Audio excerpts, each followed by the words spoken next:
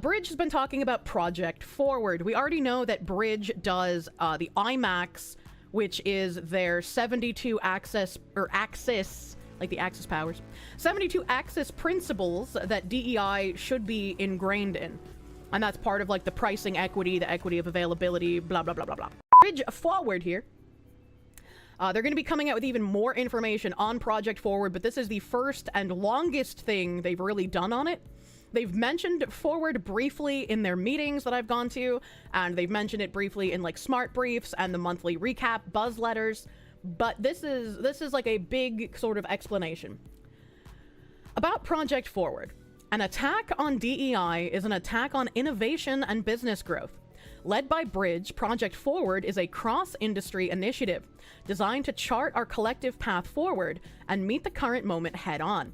In partnership with top experts in academia, law, and our board members, we are dedicated to equipping, educating, and empowering leaders in diversity, equity, and inclusion, marketing, and business to continue to drive inclusive innovation and sustainable growth. And in this last meeting where the McCormick HR guy came to speak as well, Cheryl Dijja was incredibly interested in having one-on-one talks with him on how to spearhead more of these initiatives as well. So I don't know if we're going to get, like we did with Cisco, or like we did with ELF, any of the, like, information from when they talk privately. We'll have to see. Every Friday, we intend for Project Forward to provide critical updates on executive orders and legislative developments, featuring legal interpretations from Stacey Hawkins, Esquire, diversity and employment practices consultant and Rutgers professor of law, as well as Jessica Golden Cortez, partner labor and employment group, Davis and Gilbert, LLP. We'll also provide the Bridge point of view and tangible actions to consider. Read on for the expert assessment that will help you navigate this evolving landscape. Asterisk, these Project Forward updates should not be construed as legal advice or counsel. They are for educational and instructive purposes only, to aid our understanding about how best to actively continue our mission in response to this moment. I like how you always have to put that whenever you talk, like, as a legal professional. You can't have people misconstrue it. Executive Order 14151. On January 20th and 21st, 2025, Trump issued a series of executive orders that attempt to curtail workplace DEI efforts across the federal workforce. And this is the executive order ending radical and wasteful government DEI programs and preferencing. Legal interpretation. These executive orders directives dismantle the DEI efforts in the federal workforce, established under previous administrations by mandating the following actions. Eliminate all federal offices, positions, programs, policies, and practices that involve or in any way support DEI. Terminate all federal contracts for DEI-related services. Remove any considerations of race, sex, religion, or equity from federal recruitment, hiring, or performance management processes. The Bridge point of view says, many confusing headlines insinuate incorrect conclusions that private employers' DEI practices are unlawful or have to be dismantled. That is not the case. This moment, calls for a thoughtful and pragmatic approach which should likely include a review of your current DEI practices, in consultation with legal counsel to ensure your DEI practices are within the confines of long-standing federal, state, and local anti-discrimination laws. This is what I've been saying. Every time someone has come in and been like, Trump has signed the executive orders, DEI is over, DEI is completely gone, man, like, we've won. It's like, well, now hold your horses there, little Jimmy. It's amazing that Trump has signed these. It's great that him and Elon are going to be rooting out DEI in the federal sector, but that has nothing to do with the private sector. These companies like Bridge and these companies that we've talked about, unless they have contracts with the federal government, they're not beholden to anything in this executive order, right? This is all at the federal level. So again, like the Cisco guy here, he's playing with fucking fire because Cisco has contracts with the government. But places like Johnson & Johnson or Condé Nast or Sephora or any of these other companies, Campbell Soup, any of these companies working with Bridge, they do not have to dismantle jack shit. They can just tell you they're dismantling things. They can tell you that they're stopping their public reporting, but they are not beholden to the executive orders, which is where we come in, and we still have work to do in the private sector and bringing these companies to the attention of Doge and of the administration if they have federal contracts, again, like Cisco. This moment calls for a thoughtful and pragmatic approach, which should likely include a review of your current DEI practices, in consultation with legal counsel, to ensure your DEI practices are within the confines of the long-standing federal, state, and local anti-discrimination laws. Now, they say that you should consult with legal counsel, and if they have lawyers, like they set up here, if they have like Stacey Hawkins and Jessica Cortez here, if they have these lawyers that are going to help companies read this legal language from the lawsuits that have been pushed and from affirmative action being removed, if they're going to have this legal counsel help them word things to keep pushing DEI, even under different names, even as a way to like subvert it from being noticed, they're going to be in a decently powerful position to still do things that should be illegal, but they've loopholed themselves into a way where they're not going to get in trouble for it. Which is, again, where we come in, talking about it, noticing it, bringing it to the attention of people who can tangibly go after these companies for it happening. Cisco CEO Chuck Robbins put it best. DEI is being discussed like it's a single-issue discussion, and you either believe it or you don't. And in reality, it's made up of 150 different things. Maybe even... Sorry, I keep fucking my throat, dude. Maybe 7 of them got a little out of hand. I think those 6 or 7 things are going to get solved, and then the core reasons that you have a diverse workforce are still there from a business perspective. Executive Order 14168. The order is defending women from gender ideology extremism and restoring biological truth to the federal government. Legal interpretation is this executive order is directed specifically towards efforts designed to recognize, respect, and protect the rights and dignities of LGBTQ+ persons.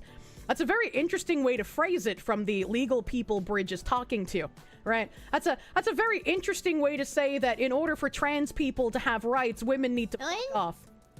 It instructs federal agencies to recognize only 2 sexes, male and female, and to eliminate language, references, and practices across the federal government, both internal to the workforce and in external public services functions that acknowledge or refer to gender identity, gender expression, the existence of transgender, gender nonconforming, or non-binary persons, mandating that sex-based accommodations and anti-discrimination laws be interpreted solely according to the immutable biological reality of sex, and in a manner that expressly rejects any internal, fluid, or subjective sense of self unmoored from biological facts. Which is great. I love that. I love that they're doing that. This is what I voted for. Although this executive order cannot eliminate the protections for LGBTQ+ persons recognized by the Supreme Court in 2020 as existing under Title VII and preventing employment discrimination on the basis of sexual orientation and gender identity and expression, it may reduce other protections for LGBTQ+ individuals within the federal workforce, such as access to gender-neutral bathrooms, preferred pronouns, or gender-congruent identity markers, and in federal public services like forms requiring gender identification. All right, so first of all, I like how they're calling these protections now instead of rights, because they realized no one has the right to fucking preferred pronouns or gender congruent identity markers. That's not a right, man. So now they're being called protections. And also I saw the army was basically like, yeah, all transgender people get the fuck out. If you've ever had hormones, if you've ever had surgeries, if you've ever had a dysphoria diagnosis, get the fuck out. Making the army a bit more reasonable again. Although this order will alter how the federal government enforces sex-based anti-discrimination law by significantly narrowing the accommodation and non-discrimination obligations under these laws for LGBTQ+ persons, the order does not require non-federal entities to abandon any policies or practices that provide these accommodations or require non-discrimination for the LGBTQ+ community. So once again, they're saying, you know, basically what I've been reading from the articles in the Smart Brief for the last several months anyways. They're just writing it in plain language from a lawyer, saying that yes, while these protections are going to be rolled back for federal employees, which is bad in these people's opinion, If you are a private entity, if you are not working with the federal government, you do not have to abide by this. You can keep offering the same protections that you always have to these people, and you don't have to change anything. The Bridge point of view, so how Bridge is telling people to interpret the executive order and the legal advice. Bridge contends that enforcing a narrow, biologically fixed view of gender is not only an attack on nuanced, equitable policy, but also a strategy to weaponize women's and children's rights under the guise of protection. Bro, nobody is attacking grown men with fetishes on the basis of trying to protect women. Women, like, no woman feels like their rights are being weaponized in order to protect them in their own sports and changing rooms and bathrooms. Like, this, that is an absolute wild statement to make, dude. They say protections, but they really mean privileges. Oh yeah, we know what they mean by protections. They originally called them rights because that was an easy way to fool normies into believing that, oh, transgender people's rights are under attack, but it's like, you don't have the right to mutilate children. You don't have the right to force people to have sex with you. You don't have the right to force taxpayers to pay for your cosmetic surgeries, right? Like, those are not rights. If women have to pay out of pocket for their cosmetic boob jobs, then the fetishistic males also should.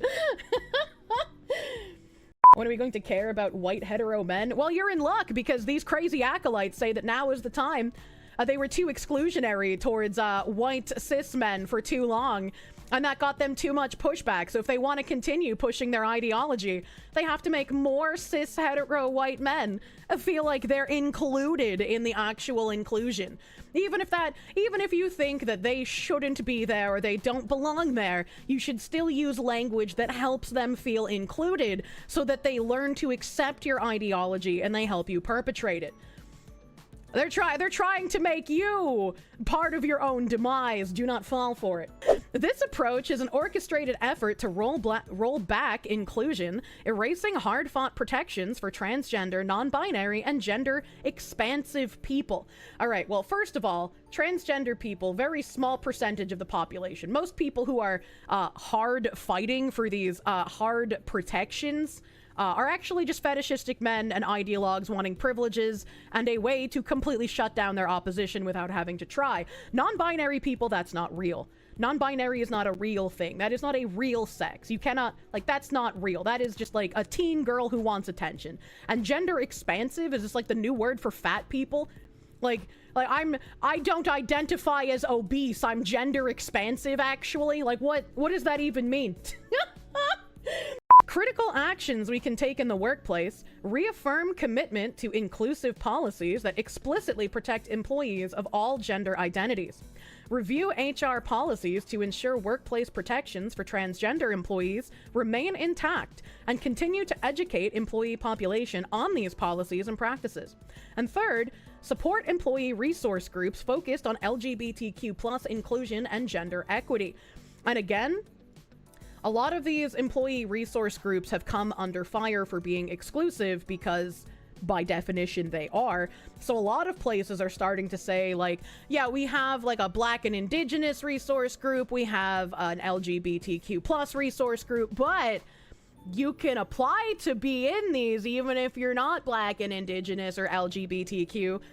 Are they going to accept you into them? The answer is absolutely not. But because they say that they're going to include you, that's all that matters, because you can't prove that they're being exclusive just because they didn't let you in. For more context, see Cheryl Dyge's commentary, "Weaponizing are being used to advance discriminatory practices." That's very strange English. I don't know what she means by this, but let's see what her little post here says. Oh, it's a LinkedIn post. All right, back to the initial put-if from Bridge. For more context, is what we just read, the weaponizing protection thing. Executive Order 14173, ending illegal discrimination and restoring merit-based opportunity. The legal people who are working with Cheryl Dyge interpreted this as: a separate executive order directs federal agencies, including the Department of Justice, Labor, and Education, to use their administrative powers to undermine and attack DEI initiatives by non-federal public and private entities under the authority of the federal government, and asserts DEI and DEIA diminishes the importance of individual merit, aptitude, and hard work. There are two parts to this order. The first part of the order requires federal contracts and grants to eliminate any DEI requirements, revoking the long-standing Executive Order 11246 that provides the basis for affirmative action data collection and reporting mandates, and compels contractors and grantees to certify that they are not operating DEI programs that conflict with federal anti-discrimination laws. Importantly, while these changes affect federal contracting obligations, non-federal entities are not forced to abandon lawful DEI practices. Once again, the same thing as all of the other executive orders. They're just reassuring all of the corporations and the private sector that they do not have to abide by anything the executive orders say. Additionally, neither the Trump administration nor any federal agency operating under the control of the Trump administration has the authority to determine what DEI practices are unlawful under existing anti-discrimination law. Only federal courts are empowered to make that determination. Current federal case law is favorable towards a host of DEI practices. References from Stacey Hawkins, How Diversity Can Redeem the McDonnell-Douglas Standard, Mounting an Effective Title VII Defense of the Commitment to Diversity in the Legal Profession. The second part of the order targets non-federal entities that are subject to the enforcement power of the federal government under existing federal anti-discrimination laws, including Titles 6, 7, and 9, which regulate race and sex discrimination in education and employment. This part of the order directs those federal agencies with enforcement power under those laws, namely the Departments of Justice, Labor, and Education, to specifically target for investigation and possible litigation those entities who are or may be engaged in DEI efforts that involve race or sex-based preferences, or that are unlawful under anti-discrimination law. As with the first part of this order, the federal courts, not the Trump administration, are empowered to make the determination of what DEI practices, if any, are unlawful under existing anti-discrimination law. Before terminating or modifying any DEI efforts in response to this order, non-federal public and private sector entities subject to the order should confer with legal counsel to determine the need to terminate or modify their DEI programs, policies, or practices under applicable federal law. So here what this is saying is that basically the Trump administration doesn't really have the power to enact this executive order. That is to the courts. So as long as there is some challenge being brought to the courts around this executive order, you don't have to comply, but you should still seek legal counsel with someone who can help ensure that you have the best defense in case anyone comes knocking trying to say that you're running afoul of the executive order. The Bridge point of view of all of this legal jargon: Bridge regards this order as a deliberate attempt to dismantle critical DEI initiatives that have been instrumental in advancing, equitable outcomes, and seeks to undermine progress. The misinterpretation of DEI as lacking in merit is a tactic our founder and CEO, Cheryl Daija, examines in depth in The Hypocrisy of Meritocracy. I don't know if I've read this on stream before. I know I've read some of her LinkedIn posts. Back to the PDF.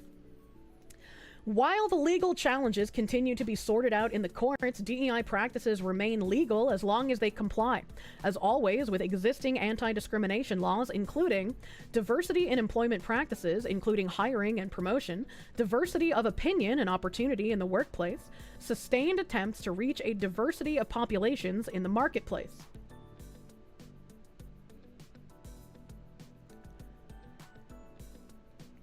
If they weren't using diversity in the subversive manner that they are, right?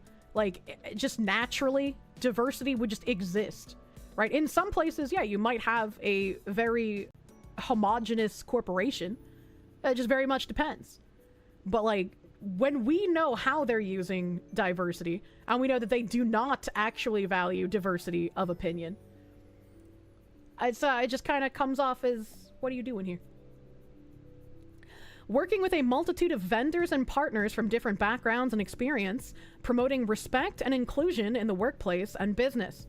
An audit of current programs, policies, and practices is also encouraged to ensure legal compliance and risk in the current environment, so that companies are the best positioned to continue this important work without becoming a legal or PR target. And just to bring this up before we go on to the next, for people who haven't looked into Bridge yet, I just wanted to give a reminder that they have people from all kinds of companies here. Like, these are companies directly working together with Bridge. You don't have to, like, pay Bridge to become a partner, to, like, use their language, right? You can still abide by what they're pushing corporations to do. And especially if there's so many of these large corporations working together with Bridge, you might not think that your company needs to pay Bridge to become a partner. So just because they're not listed here doesn't mean they're not following the Bridge directives. But these are the very, very closely working with Bridge companies, people who are advising Bridge, people who are helping direct where the initiatives are going to be going. You have Nielsen, you have Milk Pep, you have Gap, Sonos, the Weather Company, Sephora, Discover, Saucony, iHeartMedia, Discover again, Michelin, H&M, the Index Exchange, Universal Music Group, Amazon Web Services, AdsMobile, NBC Universal, another Ad Council, Nestle Health Science, Media Brands, Direct Digital Holding, Indeed, Publicis Group. You have like McKinsey and Company, where all those bunk studies fucking come from. Bridge staff and contributors. These are just people directly at Bridge here. And more strategic advisors. We have the Coca-Cola Company chair. We have, I don't even know what this guy is at. Executive Director, City Year, San Jose. We have another iHeartMedia person, Purpose Worldwide. An Indiana University person, Campbell's, the fucking soup people. Again, I hate them. Emory University. Like, these are companies that should absolutely be looked at with intense scrutiny, especially when someone claims if one of their companies are dropping DEI. Michelin, the fucking tire company? Yes. Lawsuits filed, preliminary injunctions. Federal court pauses significant portion of Trump's executive orders, ending illegal discrimination and restoring merit-based opportunity. On February 3rd, 2025, a coalition of plaintiffs featuring the National Association of Diversity Officers in Higher Education, the American Association of University Professors, Restaurant Opportunity Centers United, and the Mayor and City Council of Baltimore, Maryland, the plaintiffs' coalition, brought a lawsuit in Maryland federal court challenging the constitutionality of Trump's executive orders. On Friday, February 21st, a Maryland federal judge granted a nationwide preliminary injunction blocking enforcement of 3 key provisions of the new administration's executive orders, which directed 1. All federal agencies to terminate equity-related grants or contracts, 2. Federal agencies to require future grant award recipients and federal contractors to certify that they do not operate any programs promoting DEI, and 3. The Attorney General to take action to deter DEI in the private sector. A preliminary injunction is temporary relief to preserve the status quo, while the parties continue to litigate the case. The plaintiffs' coalition ultimately seeks a permanent injunction, striking down the challenge provisions of the executive orders. The government has already indicated its intent to appeal the preliminary injunction order to the United States Court of Appeals for the Fourth Circuit, filing a notice of appeal on February 24th, 2025. This is a rapidly developing situation, which we will continue to monitor closely. Bridge invites everyone to join monthly calls. Next one is March 27th. Bridge 25 Forward, that's their retreat in May. Our commitment is to deliver an experience that will be unapologetically indelible, determined, and audacious. Thank you, Bridge. Just a rich elite making sure the ladders they kick down stay down. Well, you need to have a nice, cute, compelling slave class underneath you.